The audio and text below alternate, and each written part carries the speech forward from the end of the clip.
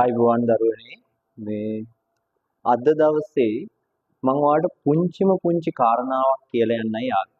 ඒ තමයි දැන් බොහෝමයක් දරුවෝ අද ලංකාවේ මේ වෙනකොට ඔයාලා හැමෝම O level ලියන දරුවෝ මේ වෙනකොට විභාගයට සූදානම් වෙලා ඉන්නේ. ඉතින් පුතේ විභාගෙ ලියන්න යන ඔයාට වැදගත් වෙන පුංචි පණිවිඩයක් දෙන්න. අනිවාර්යයෙන්ම පුතේ ඩෙන්ටිටි එක, ඇඩ්මිෂන් එක මේ ඒ වගේම ඔයාට අවශ්‍ය වෙන ලියන්න අවශ්‍ය පෑන් පැන්සල් ටික අනිවාර්යෙන් මතක් කරලා අරගෙන යන්න. ඒ වගේම තමයි පුතේ ඊළඟට මේ විභාග හෝල් එකට යද්දී සමහර වෙලාවට සමහර දරුවෝ පුරුදු වෙලා ඉන්නවා විභාග හෝල් එක ළඟට ගිහිල්ලා පොත දිග අරගෙන. පුතේ එහෙම කරන්න එපා. මොකද ඒක සමහරලාට විභාග හෝල් එක ළඟට යද්දී ඔයාට සමහරලාට සියලු දේවල් අර අපි අමතක වෙන ගතියක් එන්න පුළුවන්. හැබැයි විභාගයට වාඩිලා පේපර් එක හම්බුනම ඔයාට සියලු දේවල් මතක් වෙනවා. ඒ ගානට ඔයාලා පාඩම් කරලා ඉන්නේ මේ වෙනකොට. ඉතින් පුතේ අනික් එක තමයි ඔයාලා යාළුවොත් එක්ක යද්දී සමහරලාට යාළුවෝ කතා කරනවා මෙන්න මේකෙයි අර මේ පාඩමේ මෙන්න මේ කොටසෙයි මෙන්න මේ වගේ දේවල් කතා කරනවා. අන්න එතකොට ඒ වෙලාවේ පුතා ඔයාට ඒ කාරණාව මතක නැතිනම් ඔයාව හාරලා අවුස්සලා ඒක හොයද්දී ඔයාට අනිත් ටික අමතක වෙලා යනවා. ඔයා පාඩම් කරපු ටික අමතක වෙලා යනවා.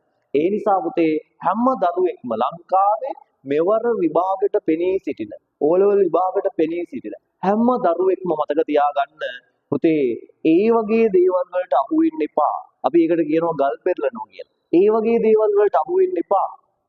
හේතුව ඔයා පාඩම් කරලා යන ටික බය නැතුව ලියන්න. ඔයා දන්න ටික බය නැතුව ලියන්න. අනිත් එක තමයි අවසාන මොහොතේ එතෙන්ට ගිහිල්ලා ආයි කවුරුවත් කතා කරන දේවල් වලට අහුම්කම් දෙන්න එපා පුතේ. ඒව වැඩක් නෑ. ඔයා නිදහසේ එතෙන්ට ගිහිල්ලා විභාග හෝල් එකට යන්න.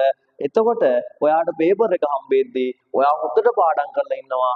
ඒ පාඩම් කරලා ඉන්නවා නම් අනිවාර්යයෙන්ම ඔයාට අනිත් ටික මතක් වෙනවා. ඒ නිසා අනික් එක තමයි සමහර දරුවෝ ඉන්නවා විභාග හෝල් එකට ගියා ඇඩ්මිෂන් එක ඩෙන්ටිටි එක දුන්නා විභාගෙ ලියන එන ගමන් ආය මේ ඩෙන්ටිටි එක අරන් ඉන්න ඕනේ. මේ අනිත් තමන්ට දෙන දේ මේ අවශ්‍ය ඇඩ්මිෂන් එක මේ ආපහු දෙනවනම් ඒ දෙන දේවල් ආපහු අරන් එන්න. සමහර අය දාලා එනවා පස්සේ විභාගෙ එක පේපර් එකක් ලියලා අනිත් ඩෙන්ටිටි එක නැහැ.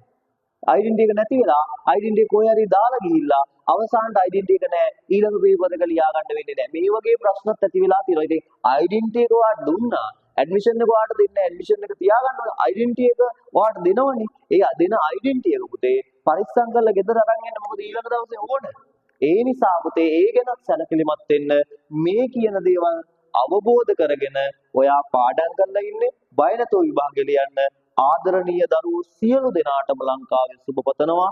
සාර්ථකව විභාගයට මුහුණ දෙන්න හැකි වෙන්න කියලා ආයිබෝවන් දරුවනේ.